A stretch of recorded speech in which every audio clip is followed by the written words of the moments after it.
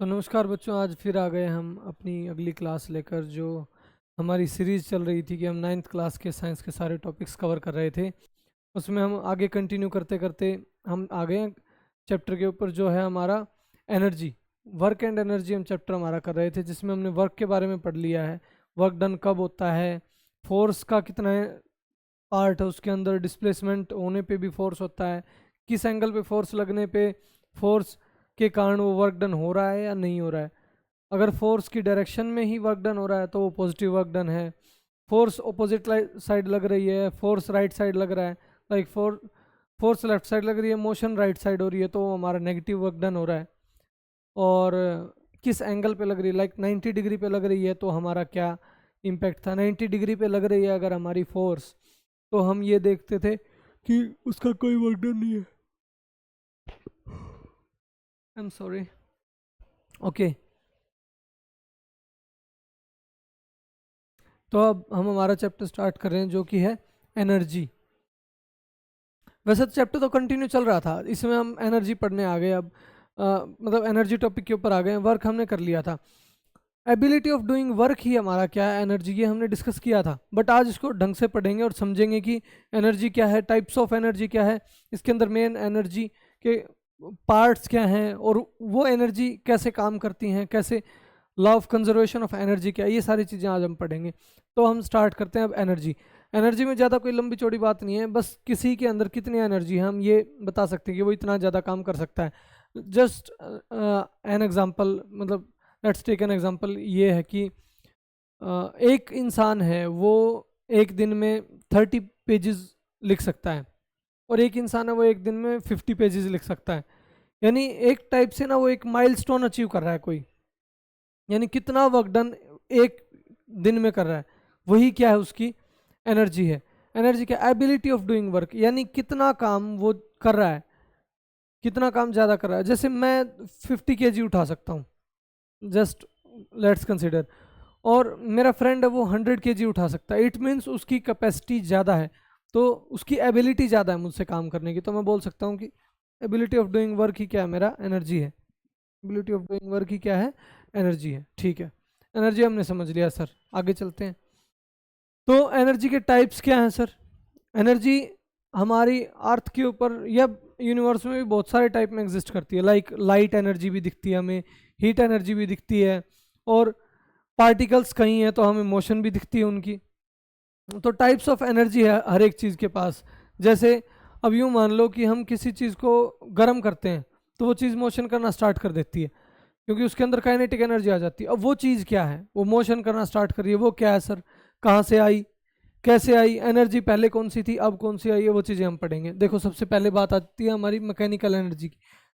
जिस टाइम भी पार्टिकल या पार्टिकल से रिलेटेड, मतलब पार्टिकल से ही मिलकर सारी चीज़ें बनी है, तो जिस टाइम पार्टिकल की मोशन कंसिडर होगी या उसकी स्टेट ऑफ मोशन कंसिडर होगी, जैसे वो रेस्ट में भी हो सकता है और मोशन में भी, तो हमारे पास कौन सी एनर्जी आ जाएगी, मैकेनिकल एनर्जी आ जाएगी, जो कि है हमारी ये। इसके दो पार्ट्स होते हैं, काइनेटिक एंड पोटेंशियल, वो हम आगे पढ़ेंगे। ठीक है, नेक्स्ट आ जाती है हमारी हीट एनर्जी। जब भी किसी भी चीज़ को हम गर्म करेंगे, लाइक सुनो, मेरे पास एक लकड़ी का टुकड़ा था, मैंने उसको जलाना स्टार्ट कर दिया, उसके अंदर से हीट एनर्जी निकल के आ रही, यानी पहले वो हीट एनर्जी नहीं थी, पहले वो केमिकल एनर्जी थी। अब वो बर्न हो रहा है, वो केमिकल रिएक्शन कर रहा है। ठीक है, वो ऑर्गेनिक मटेरियल था, वो रिएक्शन कर रहा है ऑक्सीजन के साथ। ठीक है, कार्बन था, वो ऑक्सीजन के साथ रिएक्ट करके वो CO2 बना रहा है, हीट प्रोड्यूस कर रहा है, यानी कि वो एनर्जी प्रोड्यूस होके आई है। यही तो हमें बोलता है law of conservation of energy की। एनर्जी नाम बना सकते हैं, नाम मिटा सकते हैं, आगे मैं प्रूव भी करके दिखाऊंगा। तो वो क्या हो गया, हमारी हीट के फॉर्म में एनर्जी का रिलीज होना। केमिकल एनर्जी कब होगी, जैसे मेरे पास एक सेल है, बैटरी, जो हमारे घर में इन्वर्टर वाली होती है, वो बैटरी है मेरे पास, उसके अंदर ना केमिकल्स हैं। कौन सा, एसिड है हमारे पास उसके अंदर, एसिड है। अब जो उसके अंदर सल्फ्यूरिक एसिड होता है, जब भी हम उसके ऊपर कुछ भी, मतलब दोनों टर्मिनल के ऊपर कोई भी चीज़ लगाएंगे, तो जो उसके अंदर से पोटेंशियल डिफरेंस हमें मिलेगा, वो हमें ये शो करेगा कि उसके अंदर जो केमिकल है उसके पास एक एनर्जी है, जो वो किसकी फॉर्म में रिलीज करेगा, किसकी फॉर्म में, इलेक्ट्रिसिटी की फॉर्म में रिलीज करेगा। और वही क्या है, हमारी इलेक्ट्रिकल एनर्जी। जब भी चार्जेस मोशन करेंगे, चार्जेस के कारण कोई किसी एक जगह पे इम्बैलेंस क्रिएट हो जाएगा, वहाँ पे एनर्जी जो होगी वो कौन सी एनर्जी होगी, इलेक्ट्रिकल एनर्जी। लाइट एनर्जी क्या होगी, जिस टाइम जैसे अब मैं आप सबको दिख रहा हूँ, ठीक है, या हम दिन में कोई चीज़ें देख रहे हैं, वो सारी क्या, लाइट एनर्जी। अब आप कहोगे सर लाइट एनर्जी कैसे, बेटा देखो लाइट की इंटेंसिटी से हीट भी प्रोड्यूस होती है, यानी कि हमने बोला था कि सर एनर्जी तो ना तो बन सकती और ना ख़त्म हो सकती, इट मीन्स लाइट के पास एनर्जी है जिसके कारण किसी जगह के ऊपर हीट प्रोड्यूस हुई है, ठीक है। और एग्जांपल कौन सा होगा लाइट का, हम अपने आसपास की चीज़ों को देखते हैं, वहाँ पे लाइट पार्टिकल जाके स्ट्राइक करते हैं, वापस आते हैं, मोशन कोई पार्टिकल कर रहा है तो उसका मतलब वो वर्क डन कर रहा है, और वर्क डन करने की एबिलिटी किसी के पास है तो वो एनर्जी ही होती है, ठीक है। आगे चलते हैं, नेक्स्ट हमारा अभी हमें मेनली जो पढ़ना है वो है मेरा मैकेनिकल एनर्जी। वैसे टाइप्स ऑफ एनर्जी जितनी हमने डिस्कस की थी वो सारी आपके आगे आने वाले सिलेबस में आएंगी, बट अभी हमें जो पढ़ना है वो मैकेनिकल एनर्जी है। हाँ, अभी वो जो हमने पढ़ना है वो क्या है, मैकेनिकल एनर्जी।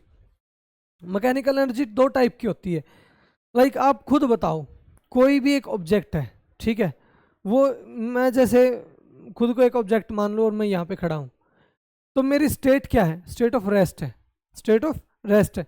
इसका मतलब तो अगर मैं मूव कर रहा हूँ और यहाँ पे आके खड़ा हो गया, यानी या तो मैं मोशन में आ सकता हूँ या मैं रेस्ट में आ सकता हूँ, दो ही चीज़ें हैं, या तो मैं मोशन में आ सकता हूँ या रेस्ट में आ सकता हूँ। तो मेरी स्टेट यानी मेरी मैकेनिकल स्टेट जिस पॉइंट पे मतलब जो भी है वही मेरी कौन सी एनर्जी बना रही है, वही मेरी मैकेनिकल एनर्जी बना रही है। और वो दो टाइप की होती है, अगर मैं मोशन में आ गया तो मेरी मैकेनिकल हो जाएगी, ओ काइनेटिक हो जाएगी, जिस टाइम मेरे पास कोई भी एक स्पीड होगी, और मैं अगर रुक गया कहीं पे आके तो मेरे पास पोटेंशियल एनर्जी हो जाएगी।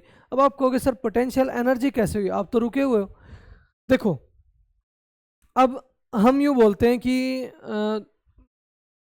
मैं 4 रोटी खाता हूँ डेली, हमें ये एक नॉर्मल सा आंकड़ा पता है कि सब 3 से 4 या मैक्सिमम 5 रोटियां खाते हैं।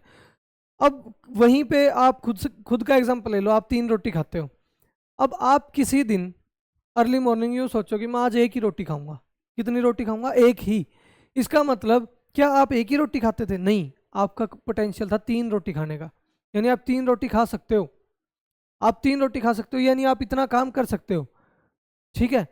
अब वहीं पे एग्जांपल आ जाता है, जैसे मैं 50 केजी बोल रहा था, 50 केजी वेट उठा सकता हूँ, तो वहीं पे एग्जांपल लिया 50 केजी वेट उठा सकता हूँ, मैं उठा के चल रहा हूँ 20 केजी, इसका मतलब 30 केजी और मैं उठा सकता था, वो मैं अभी नहीं उठा रहा हूँ, इसका मतलब वो मेरे अंदर पोटेंशियल था, वो सेव्ड एनर्जी है, वो काम नहीं कर रहा हूँ मैं ना, वो करके दिखा रहा हूँ, चीज़ रेस्ट में है, मतलब वो एग्जिस्ट ही नहीं कर रही, वो चीज़ मेरी कोई मोशन एग्जिस्ट ही नहीं कर रही है, ठीक है, बट फिर भी मैं एक एनर्जी शो कर पा रहा हूँ, ठीक है। ये चीज़ समझना, आगे करेंगे और अच्छे से क्लियर हो जाएगा।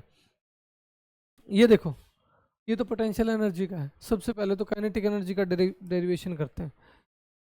काइनेटिक एनर्जी को डिराइव करके दिखाता हूँ, इसका फॉर्मूला बना कैसे। सबसे पहले तो फॉर्मूला लिखता हूँ काइनेटिक एनर्जी का, क्या होता है, kinetic energy is equal to 1/2 half mv²। V square क्यों लिखा है, मैंने एक इंस्टेंटेनियस वेलोसिटी लिख दी, कि जैसे कोई चीज़ भागती हुई आ रही थी, मैंने एकदम से बीच में फोटो उतारी और बोल दिया देख तेरी ये 15 मीटर पर सेकंड स्क्वायर, ओ सॉरी 15 मीटर पर सेकंड तेरी वेलोसिटी थी, तो ये चीज़ हमें समझ में आ गई, तो ये इंस्टेंटेनियस वेलोसिटी है।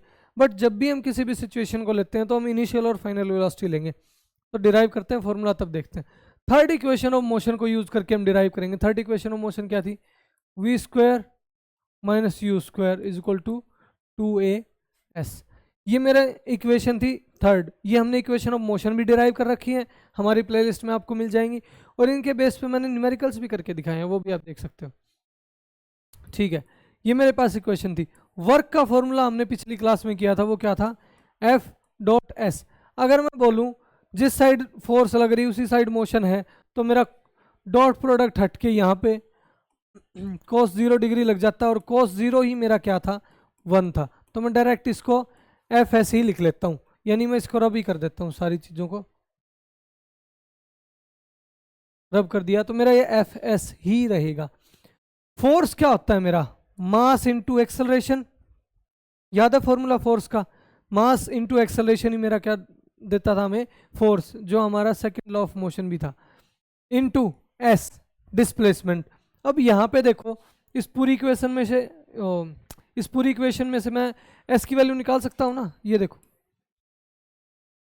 2as is equal to v square minus u square, ये मैंने लिख लिया।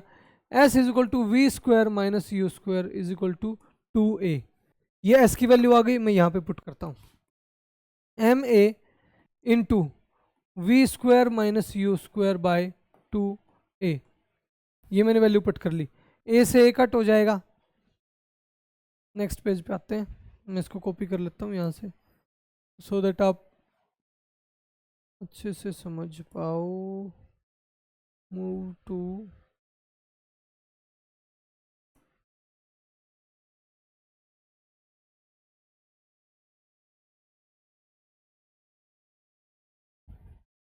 ये किसके इक्वल था?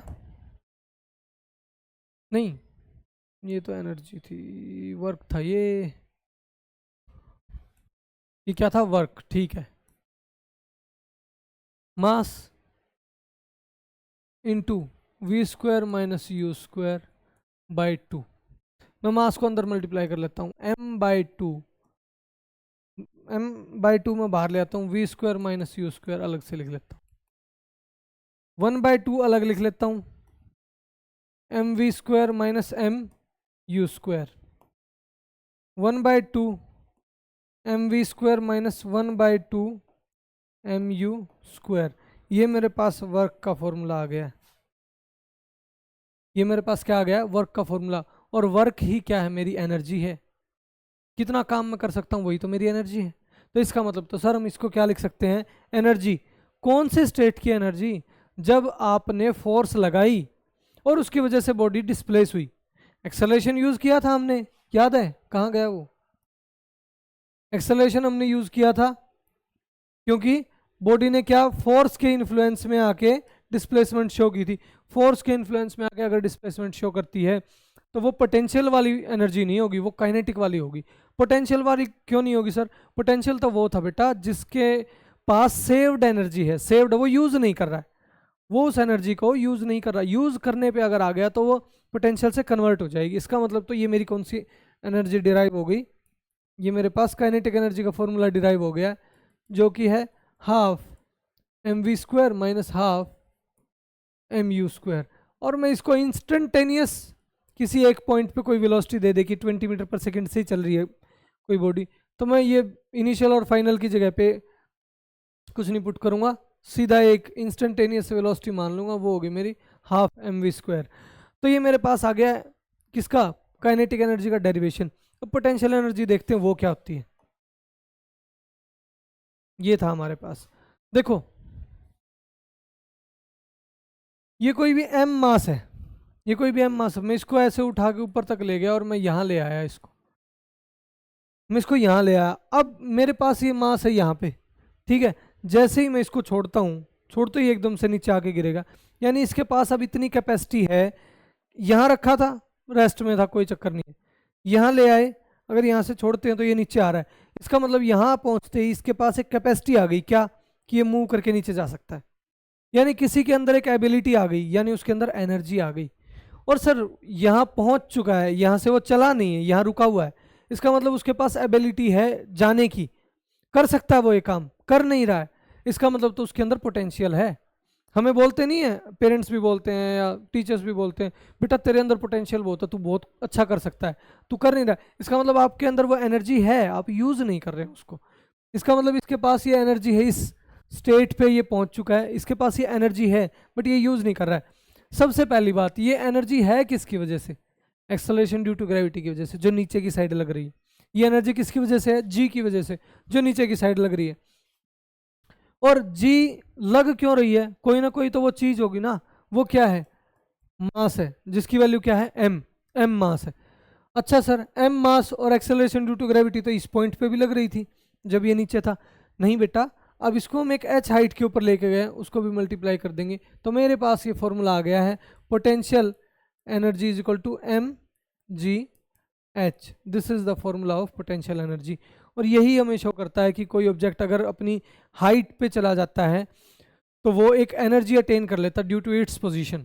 ये पोजीशन की वजह से हाइट, जो ये इस हाइट पे गया, इसी पोजीशन की वजह से इसके पास पोटेंशियल एनर्जी है, अदरवाइज कोई एनर्जी नहीं थी इसके पास। चलो यहाँ से मुझे एक अच्छा क्वेश्चन और मिल रहा है। ये बेटा ग्राउंड है, यहाँ पे ऑब्जेक्ट रखा है, यहाँ पे ऑब्जेक्ट रखा है, m मास है, क्या इसके पास कोई एनर्जी होगी? होगी बेटा, अर्थ के सेंटर से तो कुछ ना कुछ तो हाइट है ना इसकी। हमने कंसीडर यहां से किया इसको, ये पॉइंट हमने 0 मान लिया था और ये मेरी एच हाइट हो गई थी। अदरवाइज मैं अगर इसको रेडियस ऑफ अर्थ मान लूँ कैपिटल आर, तो यहां तक पहुंच के वो क्या हो जाएगा, कैपिटल आर प्लस एच। ये आगे जब भी आप बड़ी क्लास में जाओगे 11th में या 12th में, तब ऐसे क्वेश्चंस मिलेंगे। अभी के लिए आप सिर्फ ये मान लो कि हर एक पोजीशन में ऑब्जेक्ट के पास एनर्जी है, हर एक पोजीशन में, अनटिल अनलेस वो ऐसी पोजीशन में ना पहुंच जाए जहां पे उसके किसी भी फोर्स का इन्फ्लुएंस ही ना हो। यहाँ पे फोर्स का इन्फ्लुएंस होना बहुत जरूरी है, यहाँ पे फोर्स का इन्फ्लुएंस होना बहुत जरूरी है। क्यों जरूरी है?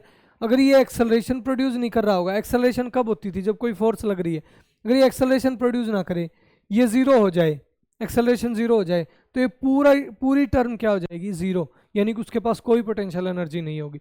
समझ गए? अब आगे चलते हैं हम, ठीक है। Law of conservation of energy, ये समझने के लिए मैं एक डायग्राम बना रहा हूँ, उससे समझेंगे, और ये आई थिंक उससे अच्छे से समझ भी आ जाएगा।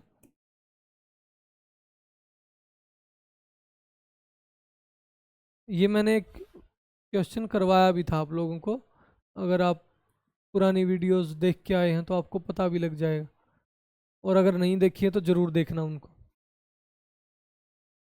गाड़ी बड़ी सुंदर बन गई।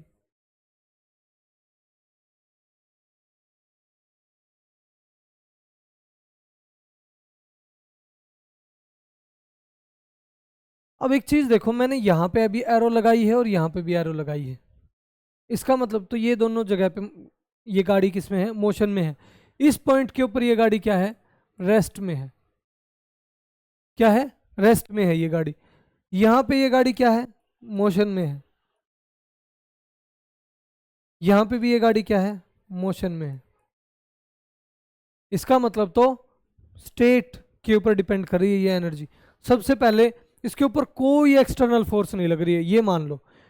फ्रिक्शन वो भी नहीं लग रहा है, यानी फ्रिक्शन लेस, एक्सटर्नल कोई भी फोर्स इसके ऊपर नहीं लग रही है। ये प्रॉपर एक आइसोलेटेड सिचुएशन है, जिसके अंदर जो इकलौती फोर्स लग रही है वो है कौन सी, नीचे की साइड लगने वाली ग्रेविटेशनल फोर्स, बस, क्योंकि अर्थ के ऊपर एग्जिस्ट कर रहा है। ठीक है, अब भैया मुझे ये बताओ, इस पॉइंट के ऊपर जब ये रेस्ट में है, रेस्ट तो लिख रखा है, ठीक है, जब ये रेस्ट में है तो इसके पास एनर्जी कौन कौन सी होगी? देखो, मेरे पास काइनेटिक एनर्जी का फॉर्मूला था हाफ mv², पोटेंशियल एनर्जी का फॉर्मूला था mgh। भैया अब ये देखो, इस पॉइंट के ऊपर इसकी वेलोसिटी कितनी है? सर रेस्ट में है तो हम कहेंगे वेलोसिटी इसकी क्या है, ज़ीरो। रेस्ट में है तो सर इसकी वेलोसिटी क्या है, ज़ीरो। तो अगर मैं हाफ m इंटू ज़ीरो का स्क्वायर करता हूं तो ये पूरी टर्म क्या हो गई, ज़ीरो। पूरी टर्म क्या हो गई, ज़ीरो। ठीक है, mgh। सर मुझे ये बताओ, इसका कोई मास होगा? हाँ बेटा, m मास होगा, बिना मास के तो कोई चीज़ एग्जिस्ट ही नहीं करती। ठीक है सर, क्या नीचे की साइड इस पर कोई एक्सेलरेशन ड्यू टू ग्रेविटी या कोई एक्सेलरेशन लग रही है? बिल्कुल लग रही है बेटा, वो भी देख लो। ठीक है, जी भी लग रहा है सर, एम भी है।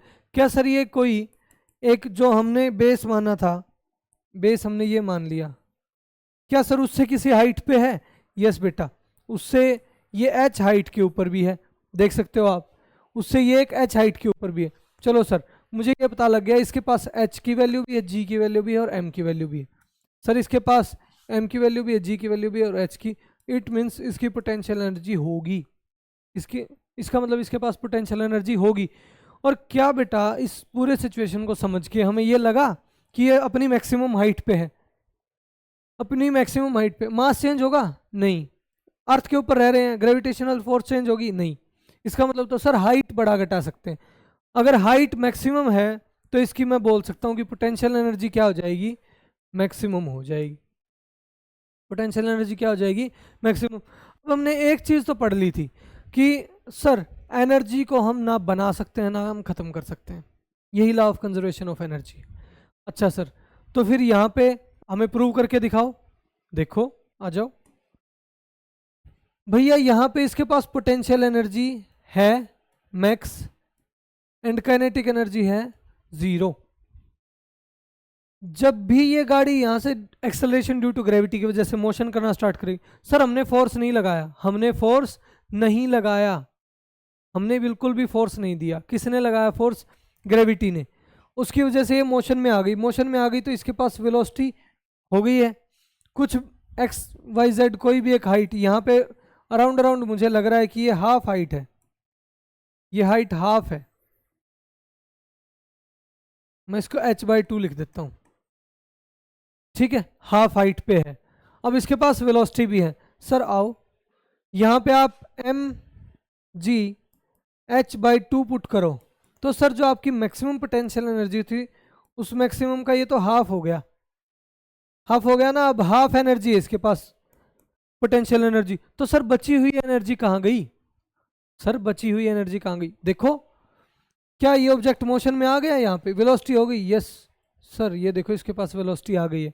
इसका मतलब तो सर ये देखो इसके पास वेलोसिटी आ गई है, अब वेलोसिटी 0 नहीं है, अब कोई ना कोई एक वेलोसिटी है, तो इसके पास half of potential energy, potential energy का हाफ इसके पास क्या होगी? काइनेटिक एनर्जी होगी। और यही मेरा प्रूफ था कि हम ना एनर्जी को बना सकते हैं ना हम मिटा सकते हैं। Law of conservation of energy वैसे तो लॉ है वो, ये बोलता है, ये प्रूफ है उसका, ये उसका एप्लीकेशन भी मान सकते हैं कि एनर्जी खत्म नहीं होगी। सर अभी हमें कैसे पता? अगर वो नीचे पहुंच गई वहां तो उसकी पोटेंशियल एनर्जी तो बिल्कुल खत्म हो जाएगी। आओ देखते हैं, यहां पहुंच गई सर, यहां पे इसकी वेलोसिटी मैक्सिमम हो जाएगी। वेलोसिटी क्या हो जाएगी? मैक्सिमम। जितनी वेलोसिटी से वो भाग सकती थी, क्योंकि इससे आगे तो प्लेन आ गया, अब तो ग्रेविटी का फोर्स भी काम नहीं कर रहा है, ठीक है। करता कैसे है ये? असल में फोर्स लग यहाँ रही है, इसकी मोशन यहाँ हो रही है, ये एक एंगल बनता है थीटा, कंपोनेंट्स टूट जाएंगे, वो एक अलग क्लास में लेके समझाऊंगा आपको। फोर्स चैप्टर मुझे जो कोस थीटा कर रहे थे हम, एफ कोस थीटा, वो ढंग से हमें करना है वो टॉपिक। अगर मैं भूल जाऊं तो आप कमेंट्स भी कमेंट में हमें बता देना जरूर, ठीक है, अदरवाइज याद रखेंगे फिर भी, ठीक है, इंसान है भूल जाता है, आप हमें बता सकते हो, ठीक है। अब इसकी वेलोसिटी क्या होगी? मैक्सिमम यहाँ पे, और यहाँ पे हाइट कितनी होगी? सर हाइट तो 0 हो गई, जो हमने लेवल माना था उससे h हाइट थी, यानी अब इसकी हाइट खत्म हो चुकी है, बिल्कुल हाइट नीचे आ चुकी है और ये हाइट हो गई 0। तो आओ सर h की वैल्यू 0, इसका मतलब तो mg एंड 0, तो पोटेंशियल एनर्जी इसकी हो गई 0। तो सर सारी एनर्जी कहाँ गई? अरे अभी तो हमने कहा इसकी वेलोसिटी क्या हो जाएगी? मैक्स। वेलोसिटी क्या हो जाएगी? मैक्स। इसका मतलब तो अब इसके पास काइनेटिक एनर्जी मैक्सिमम होगी, काइनेटिक एनर्जी क्या होगी? मैक्सिमम। और एक चीज देखो, इस पॉइंट के ऊपर पोटेंशियल एनर्जी मैक्स थी और काइनेटिक एनर्जी 0 थी, यहाँ पे kinetic energy max, potential energy 0, यहाँ पे potential energy half, kinetic energy भी हाफ। इसका मतलब तो सर इन दोनों का सम तो हर जगह पे इक्वल रहेगा।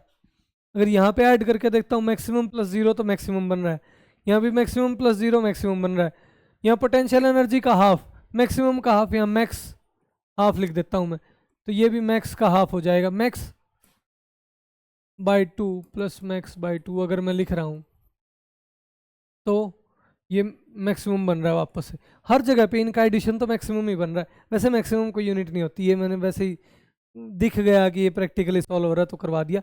अदरवाइज ये सारी चीज़ थी हमारी law of conservation of energy, कि एनर्जी ना कभी बन सकती है ना कभी ख़त्म हो सकती है। एक छोटा सा एग्जांपल देता हूँ, फूड चेन। फूड चेन में चीज़ें, न्यूट्रिशन या न्यूट्रिएंट्स जो हैं वो सर्कुलेट होकर वापस से वहीं आ जाते हैं, तो इसका मतलब ना वो खत्म हुए, ना मास खत्म हो सकता है ना एनर्जी खत्म हो सकती है।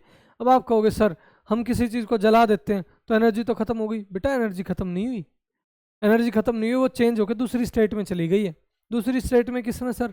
वो हीट एनर्जी की फॉर्म में चली गई है और वो लाइट एनर्जी की फॉर्म में, यानी वो अलग अलग फॉर्म ऑफ एनर्जी में डिवाइड हो जाएगी, टूट के चली जाएगी। हीट एनर्जी की फॉर्म में गई है तो वो पार्टिकल्स के अंदर काइनेटिक एनर्जी जनरेट कर देगी। वो काइनेटिक एनर्जी जनरेट होने के बाद वो पार्टिकल्स मोशन करना स्टार्ट कर देंगे, मोशन करके वो किसी न किसी चीज़ की मोशन एग्जिबिट करवा देंगे, उसकी वजह से उसके अंदर और कोई एनर्जी आ जाएगी। ऐसे करते करते मतलब एनर्जी घूम के वापस अर्थ या क्या हर एक जगह पे एनर्जी ना ख़त्म हो पाएगी ना नहीं बन पाएगी, घूम के वो वापस वहीं पे आ जाएगी। तो बेसिकली हमारा यही चैप्टर कंप्लीट हो चुका है। कौन सा? Work and energy. इसके ऊपर न्यूमेरिकल्स जो हैं, न्यूमेरिकल्स की तो जो मोशन के हों और इसके सारी इकट्ठी एक क्लास आनी है। टिल देन ये जो चैप्टर हो चुके हैं इनके सारे नोट्स बना लें और अच्छे से हमारी, अगर कोई टॉपिक समझना है तो उस वीडियो को रिवाइंड करके दोबारा आप देख सकते हो, ठीक है। और रिवीजन के टाइम पे आप इसको एक बार 2x पे लगा के दोबारा देख सकते हो नोट्स रख के अपने, तो और अच्छे से क्लियर हो जाएंगे concepts. Till then thank you very much. हमारी वीडियोस को प्यार देने के लिए ऐसे अपना प्यार बनाए रखें। चैनल को लाइक शेयर सब्सक्राइब करना ना भूलें। Thank you very much. Thanks a lot.